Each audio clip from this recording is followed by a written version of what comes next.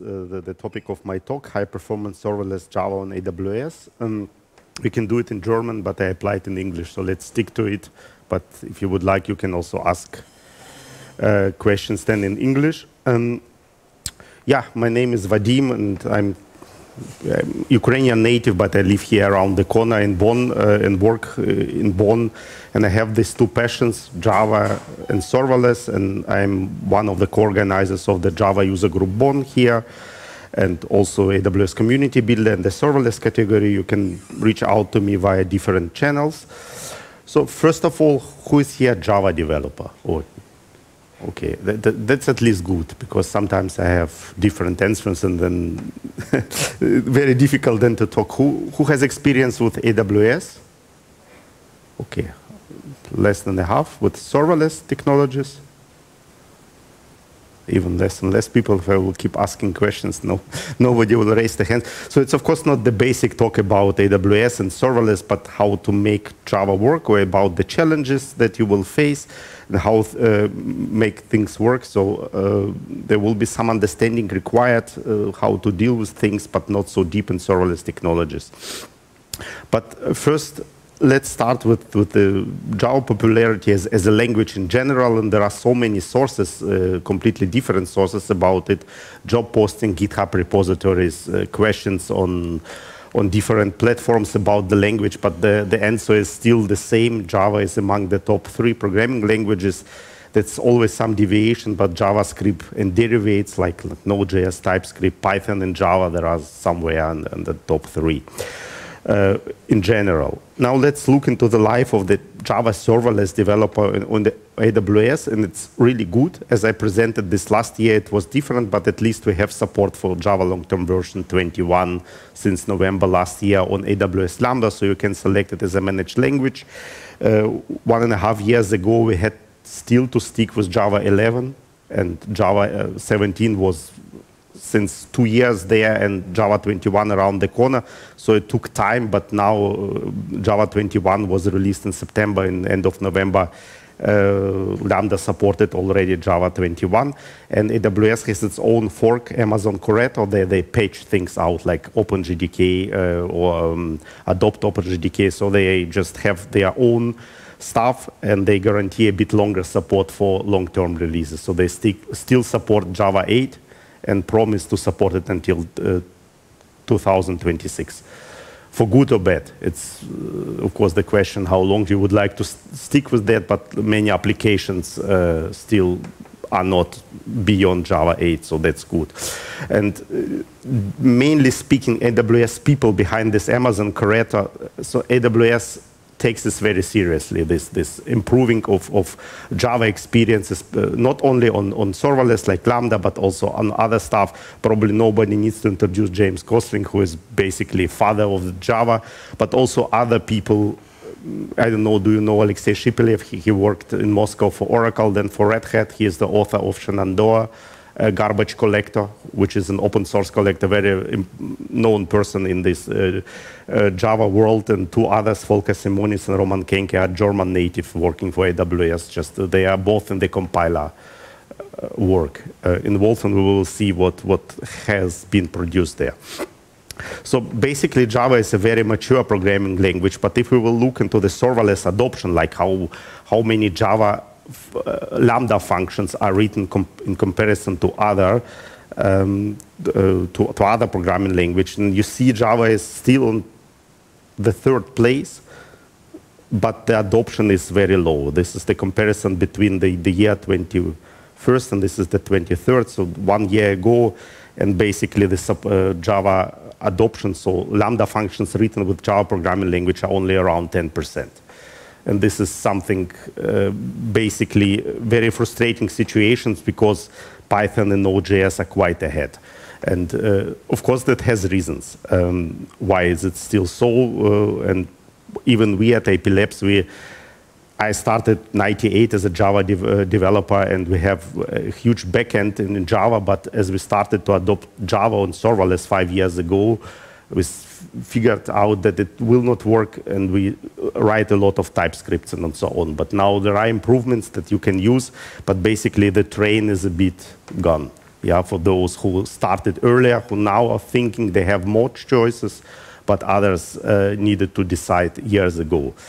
So what are these challenges? So this is so-called cold start times. If you have public-facing applications and latency is crucial for you, that might bite you, depending on your pattern, how often you experience that.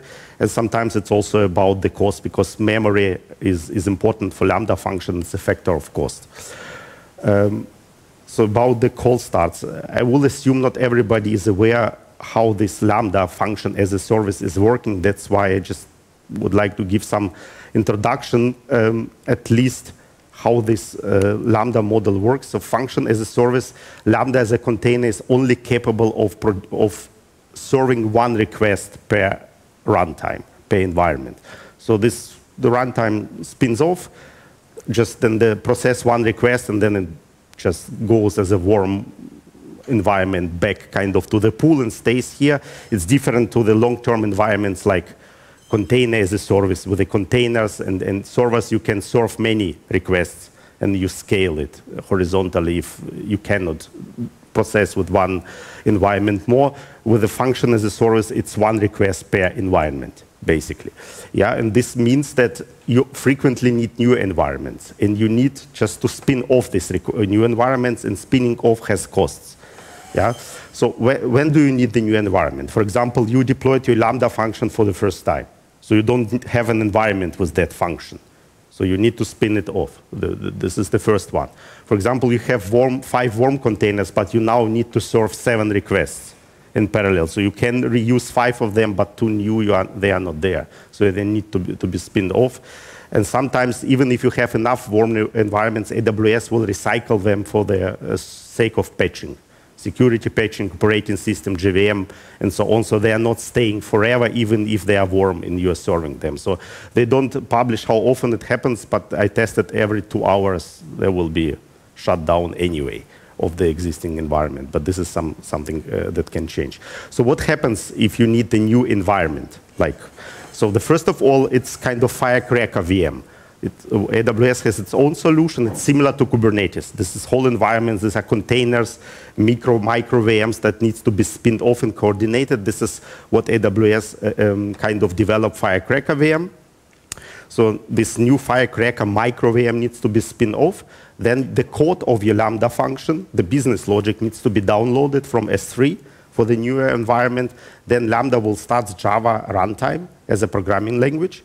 And then the initialization phase of your Lambda function will need to kick off. So the classes needs to be loaded. The static initialization block of the Lambda function will be executed. Then sometimes we need runtime dependencies. If we use some frameworks, then just-in-time compilation will be kicked off. All these things are in these 3 phases, like download the code, start new execution environment, execute init code, and these 3 steps are cold starts, and they need to be executed in case we have the cold starts. And the last step is kind of warm start, the execution of the function itself.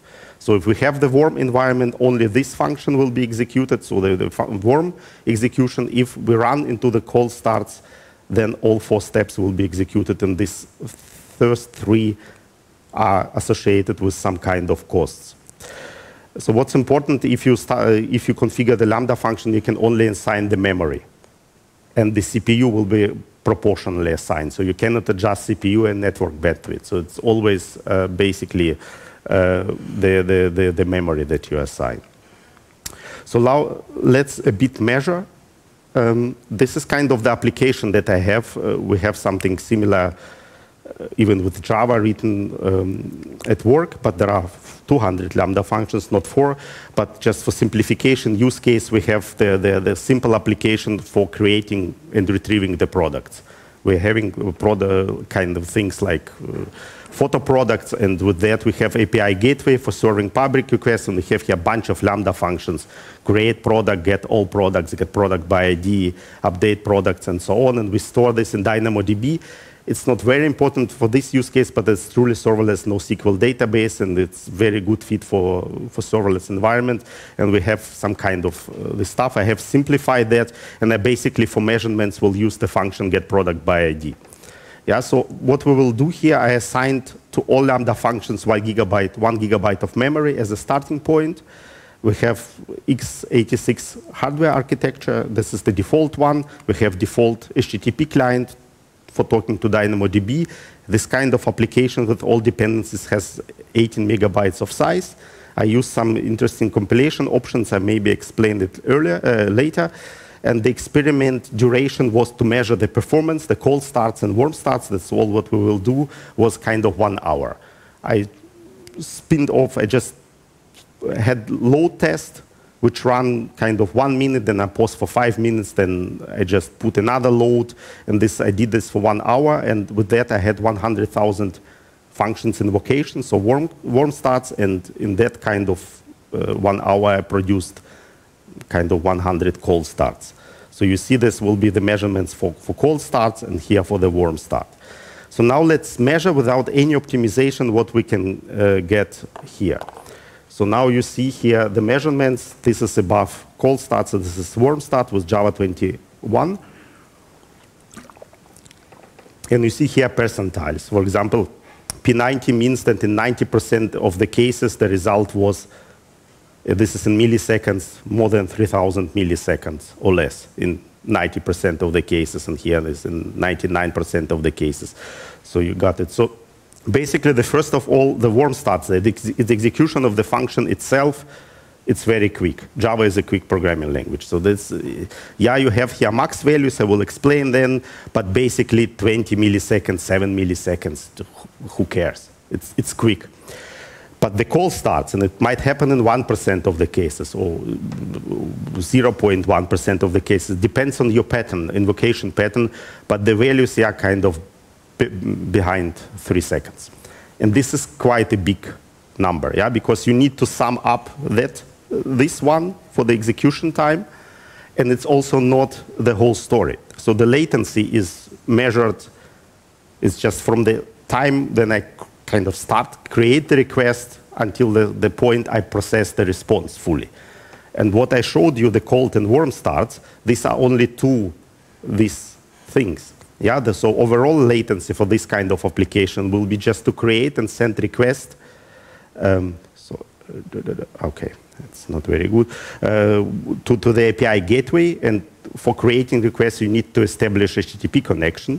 And this is DNS resolving SSL handshake, and all this stuff is also involved.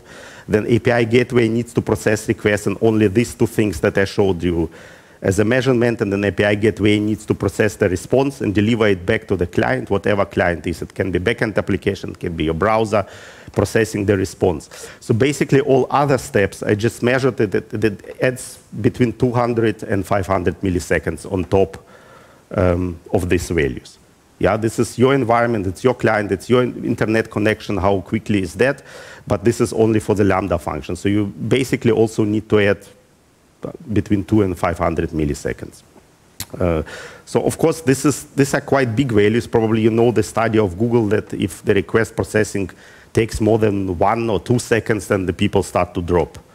Yeah, and basically if you have so many requests, and even if 0.1% of users, in case at least of cold starts, will drop, that can be business impact. It's just not a very good performance. And if you look into the cold starts of Node.js or Python, their values will be between 300 and 500 milliseconds. Nothing like 3 seconds and all that stuff. It's just Java is a kind of interpreted language, and that's kind of the problem. So of course, there are ways to optimize it, and we will see how far we can get with the optimizations. And we will talk about general best practices, and then we will look into AWS SnapStart feature or solution and GraalVM native image, all with different trade-offs. I don't know if we will cover provision concurrency, but let's see.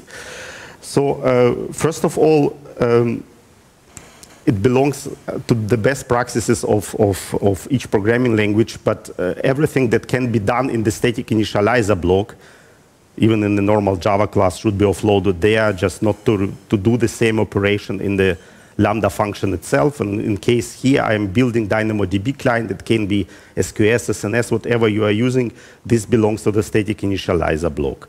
Yeah, so don't do this multiple times, you can reuse this client. Another thing is you can optionally set the region value, region where you deploy your application in AWS. AWS can figure it out for yourself. They know where you deploy, but it takes several hundred milliseconds. So basically, if you have one region set up, like we have it in our company, you can simply set it. Yeah, simply say that's the region. In this case, it's US West. We are using it, the EU Central One here in Frankfurt. That's one of the things that you probably need to do. Another stuff is a bit complicated from the understanding point, but we will use this technique later. This technique name is priming. So what you can do with priming, you can preload things in the static initializer block. Just the thing is, in the static initializer block, you have generally more CPU. This is what AWS gives you for quicker setup. They give you more CPU power that you have in the Lambda function, so you can speed up things. So what we can speed up, this is something that you need to have a knowledge and understanding how the things work in order to think, is it something for you? Sometimes you cannot prime and preload anything, depending on your application. But in case we are talking to DynamoDB, there are two things known. So basically, this is the code for, if you don't know DynamoDB, it just doesn't matter. This is the code for getProductById function if I talk to DynamoDB. Something like this, you establish the connection, and then you say get item from the table. This is the product table. So what happens if we talk to DynamoDB? We are talking via HTTP client. And there is a serialization taking place and deserialization. So the default HTTP client, and it doesn't matter, it's Apache, and Apache takes one time for the initialization. It takes several hundred milliseconds for the first invocation of HTTP client. Behind the scenes, we don't need to do this. The second thing is, when we talk to Java in DynamoDB, we save JSON. So it needs to be serialized or marshaled or marshaled back. And also, this is the Jackson marshaller, which is used by default. And the first invocation is initialization of this HTTP JSON marshaller to Java marshal is also expensive. So what we can do there, we can simply call this method getProductById with some ID like 0 in the static initializer block. We have more CPU, we can preload things here. Yeah? So we are not even interested in the result. There might not even be the product 0 in the database, but with that we can initialize, preload the client, HTTP client, we can initialize Jackson marshaller. And then kind of speed up things because we have more CPU, and we will be also looking what we can do with SnapStart with that. This is a bit noisy technique, but it helps. And it's only one method. Once again, we have this getProductById method anyway. So basically, I will encourage you to measure that by yourself. I will explain because you can have different results. But now, this is what explains this big value here for warm start. I did not use any priming first in my example, in this example. And this is what happened during the first warm execution of the function. That's why the value is big, because even with the first execution, HTTP client was loaded and Jackson marshaller was initialized. Yeah? If I don't do priming. I can do the priming and then the value will be somewhere here added, but a bit lower. So in this case, sometimes you ask why there are so big outliers. This is in case you can prime, but you don't do priming, and the first execution in the warm start phase can be also kind of slow. So once again, effect of priming, it's important to know if you can prime, but you don't do this. In case of cold start, even the execution of the function, the warm start, the first one, the only one will be also slower. So, but basic recommendations for all this kind of serverless environments: don't use reflection, runtime code generation, proxies, dynamic class loading, all the stuff that we love from Spring Boot or Spring. They will bite you because it will increase the cold start, because everything will be happening in the initialization phase, like all this annotation processing and all the stuff that will increase the cold start significantly. What we can do about it? We can do, what are the solutions? So first of all, AWS 1.5 years ago introduced Lambda SnapStart. It doesn't have anything to do with Snapchat. If it's in case the common Snap word. Basically, I wrote, and I'm currently writing the article series about it, where you can squeeze milliseconds of performance. So you can read it. I will introduce several techniques, but I have covered this online in much depth on Dev2. So basically, AWS SnapStart is the technology to improve startup performance. So the cold starts of the Lambda function for latency-sensitive application, and SnapStart is fully managed. By fully managed, what I mean, or AWS means, on per Lambda function, it's your choice. That's basically checkpoint. You activate it or not. It's up to you. You can say, I would like to apply SnapStart to the Lambda function. That's basically it. This is the configuration. You can do it in infrastructure as code. Of course. So even if SnapStart doesn't have Java in its name, currently it's only available for Java managed runtimes on Lambda functions. So Java 11, 17, and 21. And who knows, maybe it will remain so, because with Java, there are many more things possible as with other runtimes. So it's not available for other Lambda runtimes. For example, you can deploy Docker container with Lambda and have Java application there, but you cannot apply SnapStart. It's only for poor managed Java runtime. So what is this what is that SnapStart? SnapStart is doing the Firecracker, the whole environment, microVM, create snapshot, and then restore a snapshot. We'll be talking about this. This is the whole environment, the whole execution environment, meaning operating system, JVM, and your application, at least. And if you enable SnapStart for the Lambda function, then it will divide that into different steps. So let's wait several seconds. So first of all, if you enable SnapStart and you deploy your Lambda function, there will be some magic happening during the deployment phase. So first of all, if you deploy the function, you only deploy it normally. But if you activate SnapStart, the static initialization of the Lambda function will take place additionally. These are additional steps. Then there is the optional hook. We will be talking about this. And then the snapshot of your environment will be created. This is Firecracker snapshot during the deployment phase. Of course, the deployment phase will take longer. We will show you the measurements. And then in the invocation phase, the snapshot will be restored first. And then your function will be executed or invoked. So what's the promise? The promise is that the restore of the snapshot is taking less time than the cold start. Otherwise, it doesn't make any sense. You can go with normal cold start. Yeah, and this snapshot restore phase is quicker. So there are there are hooks. We will be talking about this later, but this is kind of the managing. So, and what happens then, if the snapshot is taken of the whole Firecracker VM, it will be encrypted and stored on S3 on your behalf. It's completely managed. You don't need to do anything, but this is how it works.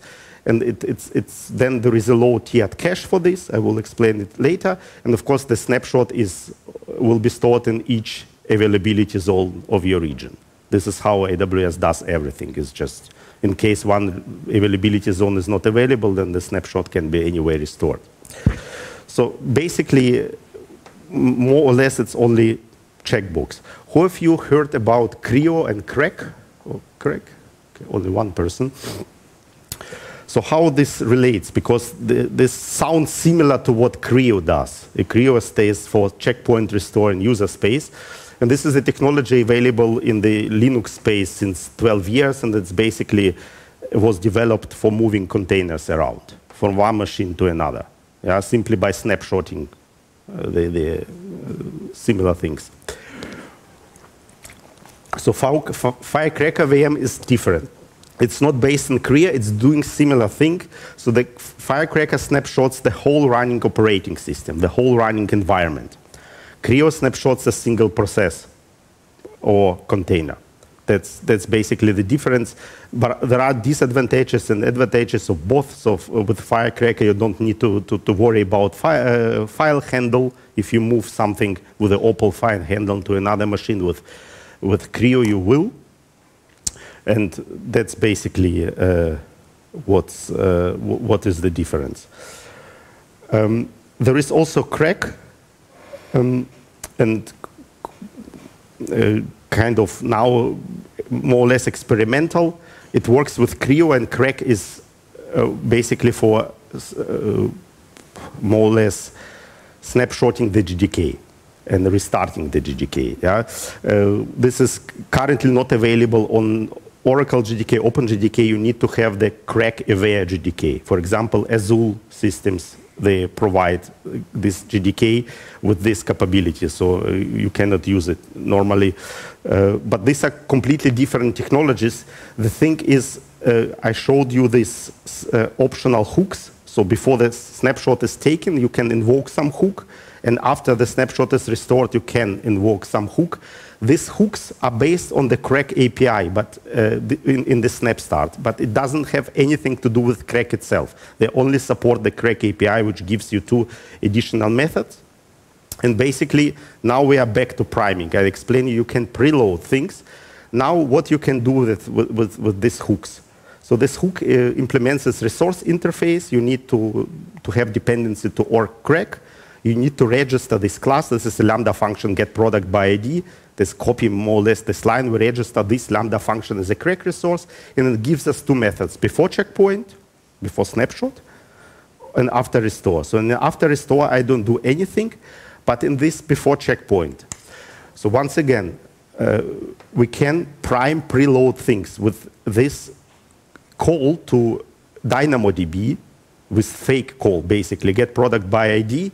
I can preload all the classes involved. I can warm up HTTP client, and I can warm up JSON marshaller. And if I do this before the snapshot is created, then this pre-warming is already part of the snapshot. And if the snapshots will be restored, the things are already there.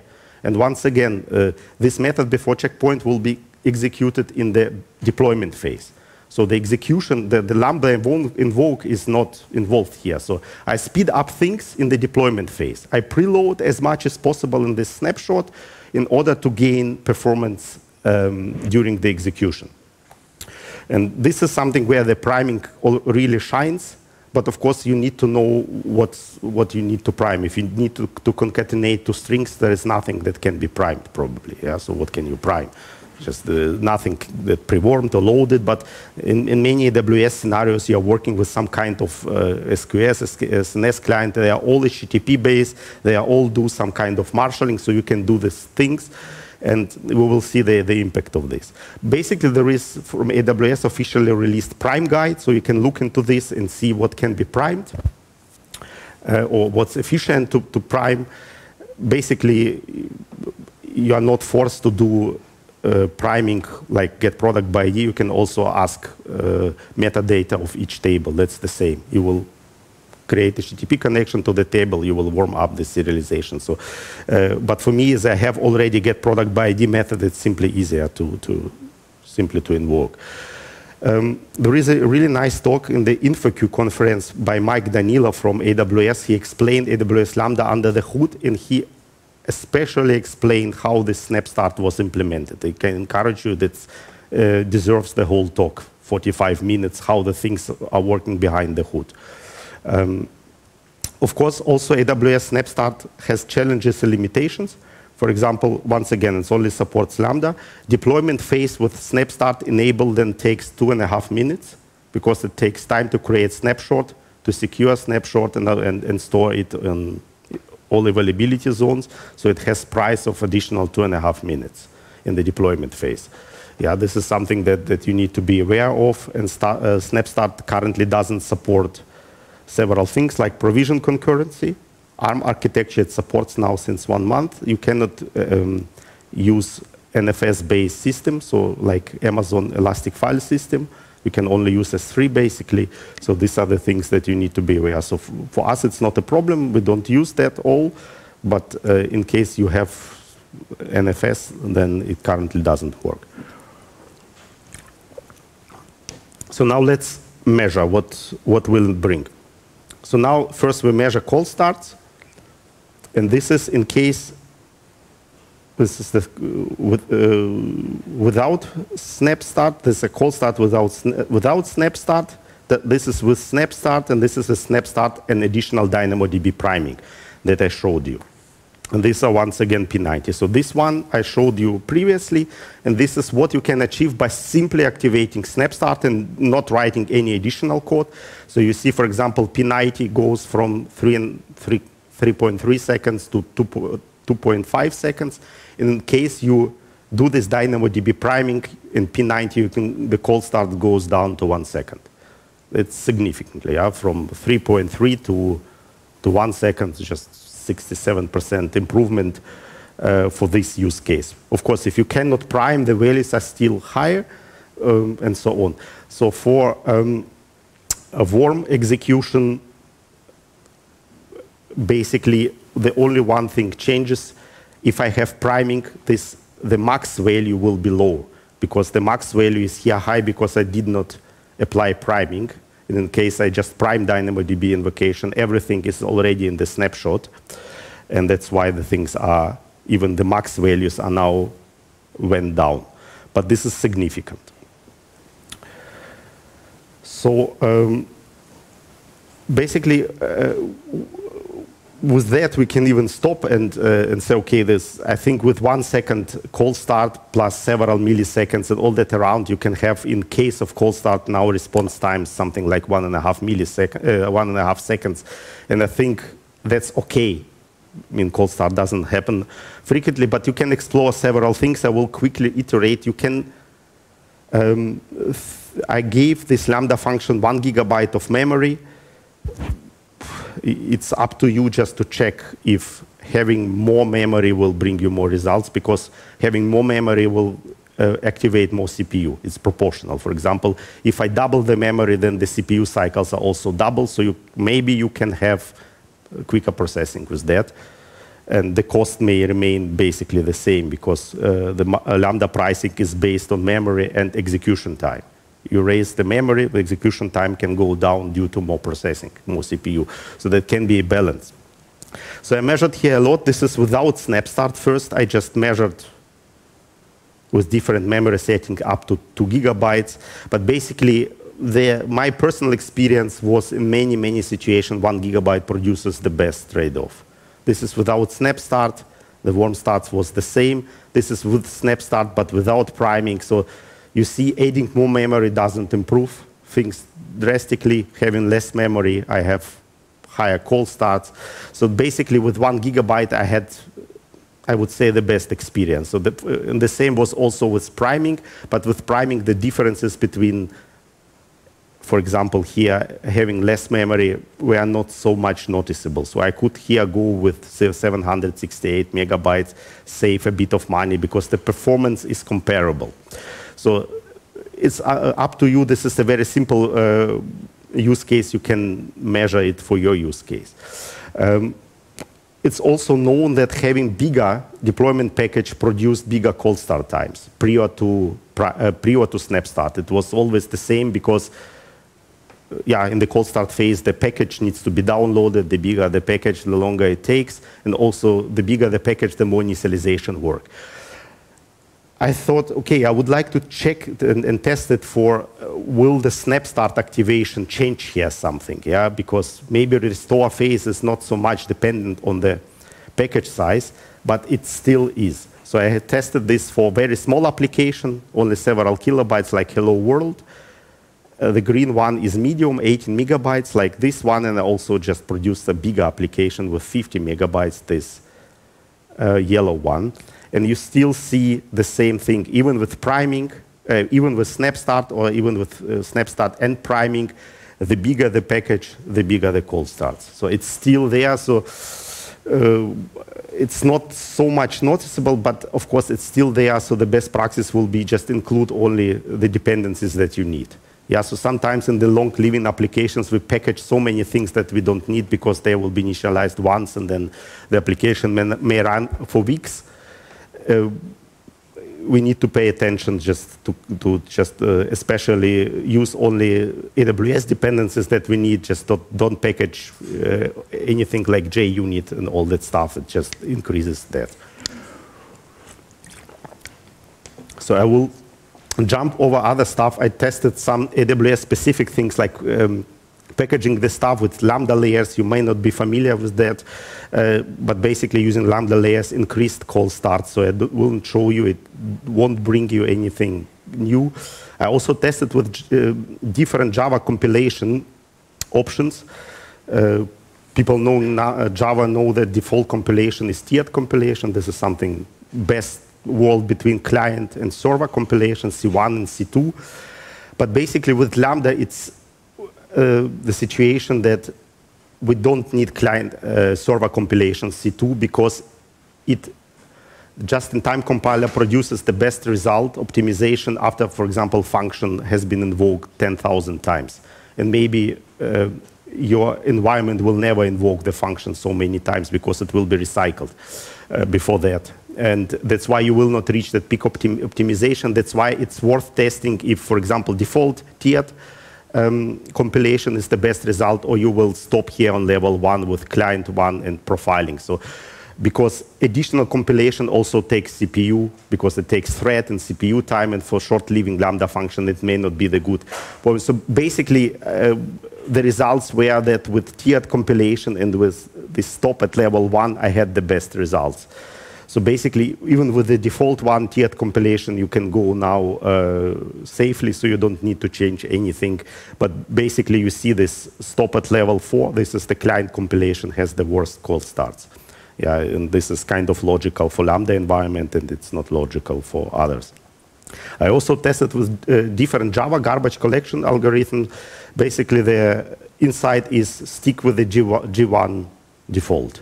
All others that you have, parallel, Shenandoah, they will produce higher cold start and warm start time. So with Lambda, with default 1, G1, you are good to go. So also, and the difference is quite significant. I couldn't imagine that the cold starts could be 200-300 milliseconds more by at least default settings of others.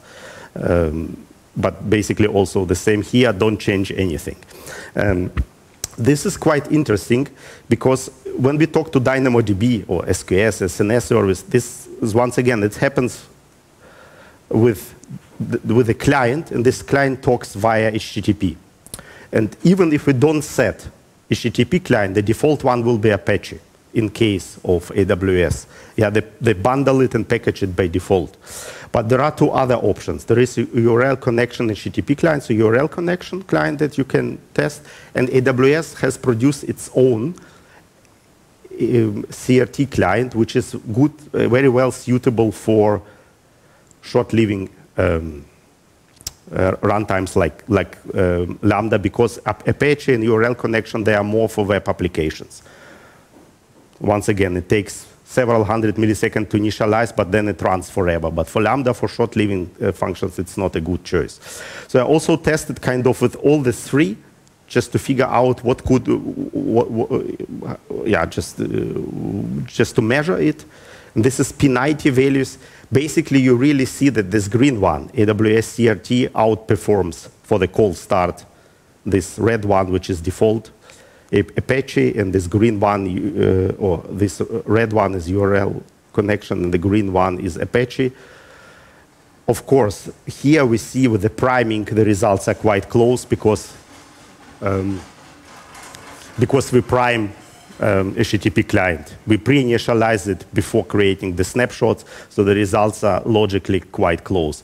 And this AWS CRT client was released before SnapStart was released. So now if you can prime things, then the results will be quite close, and you don't need to set another HTTP client. And basically the same story is also for warm start phase. I will jump over this because asynchronous invocations, you can use asynchronous HTTP client, but then you need to have asynchronous programming across all your application that has different trade-offs. What now happened, or what does it mean now? 1 month ago, SnapStart was only possible for default hardware architecture x86, and it wasn't possible for ARM64 architectures. Now, AWS changed that. You can apply both. The thing is that ARM64 architecture, if you select ARM64, then the Lambda costs are 25% lower. Yeah, this is the ARM processor, and it's cheaper. The question will be, yeah, once again, it's now possible. If we will use ARM, what we will gain or not gain. AWS says you can gain up to 30%. It's not what, at least in this use case, my measurements show. But now you see, if I use ARM architecture for my example, I have here, without priming, 8% higher call start without SnapStart, with SnapStart 24, and with SnapStart and priming also 25% higher call start. But for the warm start, the difference is quite low, only 9%, 10%, and 4%. So the cold starts are 25% higher, but the warm starts are only 10% higher for 25% less costs. So now it's up to you. Yeah, you can say, okay, I just can accept more for less price, or you can assign more memory to the ARM architecture. It will probably, you will have comparable results, but it may be cheaper. Yeah, if you assign 10% more memory, which is 25% cheaper, and have the same results, you now can have the trade-off. But of course, it's kind of interesting because you don't always have ARM processors to test it locally and so on, but generally Java is write once, run everywhere. So you can develop locally and then simply say in the infrastructure as code, I would like to have ARM architecture. So this is something new. This is the first time I show these measurements, and basically you can do a lot with that. So here, once again, also one interesting observation. I changed the Lambda function before my measurement, so I kind of measured from the publishing of the Lambda function, everything that I showed you. So I showed you the first 100 call starts and all that stuff. And I told you that there is this low-level tiered cache. And if you measure, for example, you change the Lambda function and measure the first call start with SnapStart, it will be quite high. Then you measure the second time, it will be lower. Then you measure the third time, it will be also lower. And I was just puzzled, what is that? And this is due to this effect of this tiered cache of this snapshot, and it's designed like Docker layers. There are different layers of this cache. And I once again reference to this talk of Mike Danilov from InfoQ. He explains how they designed this cache. It's truly science also for me. But basically think of that. The snapshot of the Lambda function can be taken, and the Lambda function can run for 1 year. But the whole environment is not static, because AWS will patch operating system of the Firecracker. They will patch minor version of the Java runtime. Yeah, they patch it beneath. You cannot change it. It will be simply patched. And they designed the cache that they don't need to revalidate your snapshot completely in case they patch, but your code stays the same. So very complex technologies, because if they will invalidate the snapshot too often, then you will lose performance, yeah, and all that stuff. And that's the case. If I show you the values for the first execution, and they are there, it's kind of the higher values. So here, I think I measured what I measured here. So basically, if I only measure from this 100 first invocations of the call start, only the last 50, then the call starts are even lower, because this restore phase will become quicker. Only the first 10, 20 executions, invocations are slower, and then we have stable performance with that. So basically, even to be honest, the call starts are even lower, starting from 20th execution and so on. And sometimes you have so many executions, and this tiered cache will survive completely revoke of the new container and all that stuff. So basically the values are even better, but just for understanding, I measured it from the beginning. So basically you can, for P90, you can even go, you see here with the last 15 invocations, 700 millisecond call start time. So I think we can live with that, but let's explore GraalVM and what can we have there. I hope everybody at least heard about GraalVM just 6-7 years as it's there. it has so many goals, but what's important for us is this GraalVM compiler, which gives us the opportunity to produce native image. So this is ahead of time compilation, and GraalVM compiler gives us the choice between just-in-time and ahead of time. With ahead of time, we need to package everything that we will be using throughout the life cycle and produce the native image. And GraalVM itself supports Windows, Mac, and Linux. And yes, this is the trade-off. And you see ahead of time compilation is well suited for start time speed, low memory, and small packaging. These are the properties of the serverless functions, basically. Yeah? And just in time is for long-living application like web servers. But we have here the choice.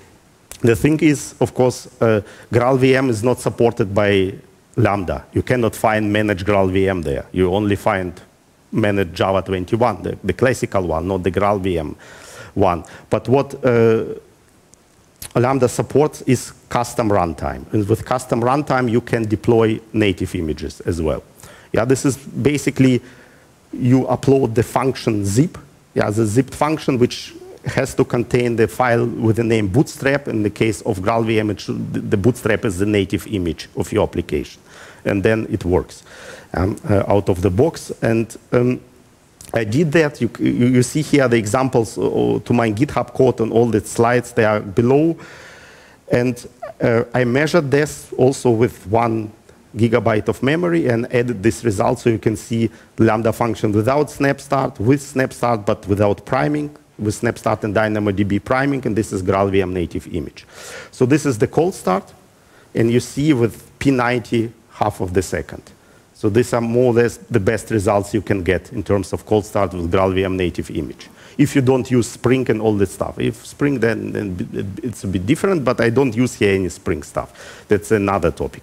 P90, so 500 milliseconds. That's very competitive.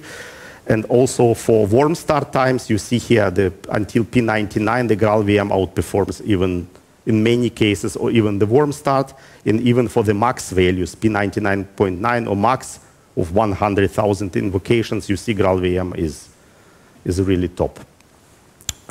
You can also do the same test with different memory settings. I think it's not only P90, but the cold start. With the GraalVM, you can for sure go with less memory as with 1 GB. Yeah, you see that the performance drop is even not measurable in the cold start, so you can assign less memory, have less costs. For the warm start is the same. And you can see the example of application on my GitHub. So GraalVM is for sure really powerful without any things just mentioned, but it also has its challenges. For example, AWS custom runtime, so how you can deploy GraalVM, only supports Linux executables, even if the GraalVM supports also Mac and Windows. So you need Linux machine to produce that. So you cannot do something locally, but with cloud, it's probably not a bigger problem. I needed between 6 and 10 GB of memory locally to produce GraalVM image. So now think if you are producing many of them in parallel, it shifts the significant cost to the CI/CD that you use. So you will probably have something in the cloud that spins automatically or locally, but this requires really thinking about how you will do CI/CD and what will cost you. Build time was also the factor I mentioned with the SnapStart. Deployment phase took 2.5 minutes, the same time it takes to produce the native image. So it breaks a bit developer experience. So now, if you would like to test these technologies locally, it takes time before you can see even the small change. Yeah, so maybe it's not something that you would like to test locally, just to be aware of. And of course, there is this ugly thing with GraalVM native image. You can run into problems if there is some dynamics happening in the program, like you need to instantiate classes by reflection. Ahead of time compilation doesn't work like this. You need to preload everything. So basically, and for example, Lambda function will be instantiated. It's the name in the infrastructure as code, so it will be loaded per reflection. And with that, you need to kind of configure this reflect JSON and put all the classes there that will be loaded by reflection. It's not a huge work. If you run sometimes into the problem, you know what these classes will be. For example, this is all entities like product, because they will be serialized, deserialized from JSON, yeah, dynamically. So you need to put everything. So this is one-time effort, but you need to think about it. Otherwise, you will have runtime error. And this leads to the situation that GraalVM has the page here, libraries and the frameworks that they say are that you won't have any effects with GraalVM native image at runtime. So they say Micronaut, Quarkus, Spring, Helidon are tested with GraalVM, so there are no reflections happening in these libraries and all the dependencies from these libraries, so they are safe to use. And they also has a list of individual open source projects and their versions that are also beta tested. Because you have the open source, you use open source version which brings 25,000 other dependencies that you don't control, basically. Yeah? And if one of the dependencies has something like dynamic class loading, then it will not work, basically. But of course, you need to pay attention because you don't only use these frameworks, you can use individual ones, and they may not be kind of working out of the box, and then you need to figure out and then just configure these files, these classes additionally that they will be loaded. So, and of course, then you need to pay attention. If you switch the version of the open source project, upgrade this, then it can be different behavior. Yeah? It can be different class loaded on your behalf. So you should be quite careful with testing of those things. Okay, we'll jump over these things. So basically, I also write the article in case you don't like DynamoDB, and many people don't like NoSQL databases. That's normal stuff. You can use relational database, or at least serverless flavors, because there are issues with connection management and databases. If you use Lambda and relational database, I just write the articles how you can mitigate that once again. And also, there are really many companies who are very heavy on Spring Boot. And I also kind of write the article how you can make that work. You will have higher cold start times for sure, 200-300 milliseconds more. But basically, it's possible also to achieve. And there are many open source projects helping you. So wrap up and suggestions. So with SnapStart and GraalVM, okay, it's not Spring Boot application with Lambda, you can have acceptable values. Acceptable, I mean something around cold start around 1 second. You can work with that. If you are willing to accept slightly higher cold and warm start, I will simply say start with a SnapStart. It's very simple. It's just activation and it works. Yeah, I don't need to do it managed. In case you say it's so sensitive, so performance sensitive, and you would like to stick with Java, then explore GraalVM native image. You will save another 200 and 300 milliseconds, but with another trade-offs. Yeah, this reflection, this all image creation stuff will be up to you then. Yeah, and this is what I really like with SnapStart. It's really completely managed.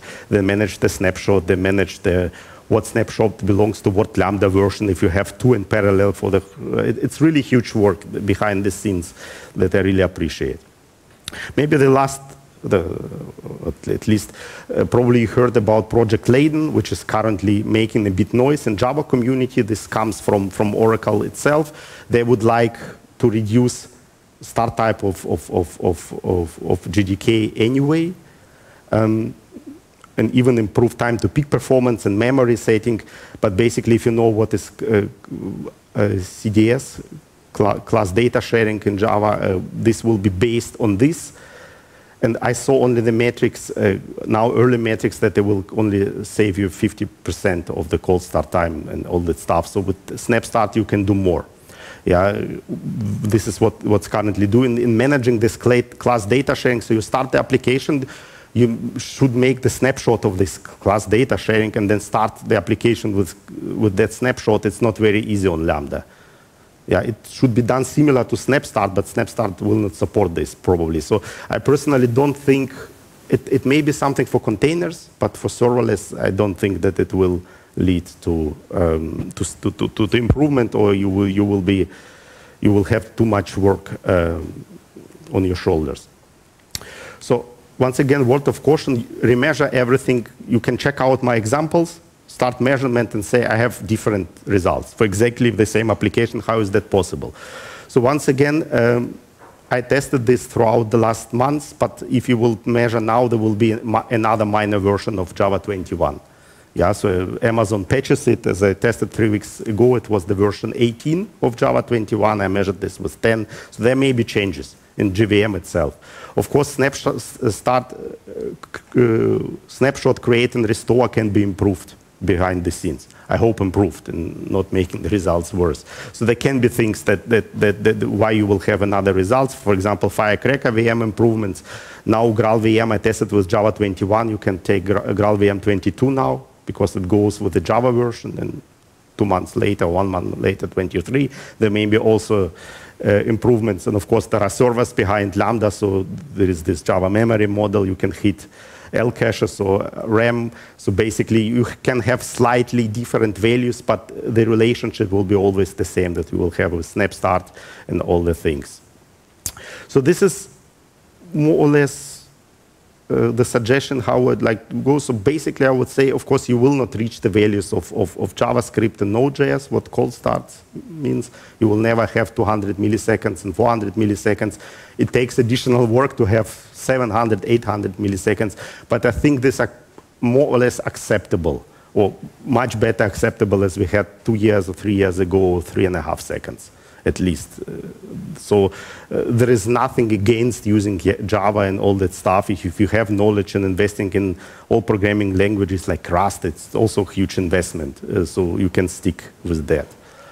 Yeah, this is basically what I wanted to tell you. I hope you took something with you. You can try things now out and just produce your measurements. And now I'm happy to take questions. I saw 5 minutes mark was reached. Even 4 minutes, 3 minutes. Okay. What questions do you have? Okay. Micro? Ah, okay.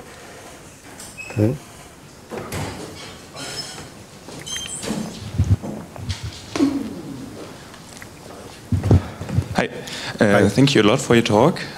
My question would be, with other programming languages, does SnapStart also work there? No. No, so it's only for Java. Only Java. Okay. Well, that was my question. I expect it could come with .NET, so with .NET later. Yeah, because it suffers from the same problems and has comparable high cold start without SnapStart. Yeah, I don't think it makes sense for Python because restore takes time. Yeah, you don't want to make it slower. I guess as an instantiation of a Lambda only serves one request, virtual threads don't impact the performance, right? I will also assume, I wanted to test that at least with Spring 3 because they support it out of the box. You can say use virtual threads and test. I will assume it will not bring too much. Okay, yeah, because it's not multiple per container, it's one-to-one relationship, so I also don't know what can be better, but I always measure. It's with the same was with the garbage collector. I could not assume that it can be an impact. So you said for dependency injection to be quicker, it would be good to select a framework that does not do it with reflections. Can you name drop common frameworks that do not do it with reflection? Is it Quarkus? Does Quarkus not do it with reflection? Also, Micronaut doesn't do it. So once again, I do now the same measurement for Spring Boot. You can read on Dev2. I will post the links here, the articles. You can use SnapStart with that frameworks, and you can use GraalVM with Spring Boot. But once again, you will have 200 to 300 millisecond higher cold starts with that frameworks anyway. Yeah. So then you will be above 1 second, and you need to think: would you like to use that or not? Yeah. So as an example, Micronaut would do it without reflection, dependency injection without reflection. Oh, yeah. It will be quicker, yeah, because I mean with SnapStart you need to preload all that stuff anyway, yeah, and with GraalVM it has annotation processor. A Spring Boot native support has annotation processor which offloads annotation processing into the pre-native build phase, yeah. But still, my test revealed that at least for Spring Boot, the cold starts are with SnapStart and GraalVM 2 until 200-300 milliseconds higher. But if you are very productive with Spring anyway and everything is Springified, maybe it just doesn't bite you 200-300 milliseconds.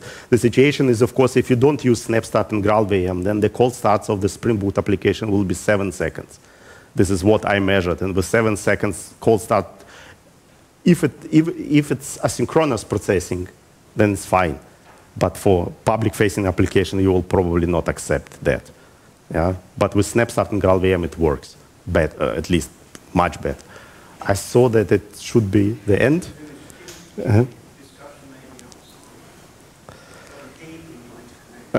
Okay, then the recording is stopped, you mean? Okay. Okay, yeah, thank you. Wow.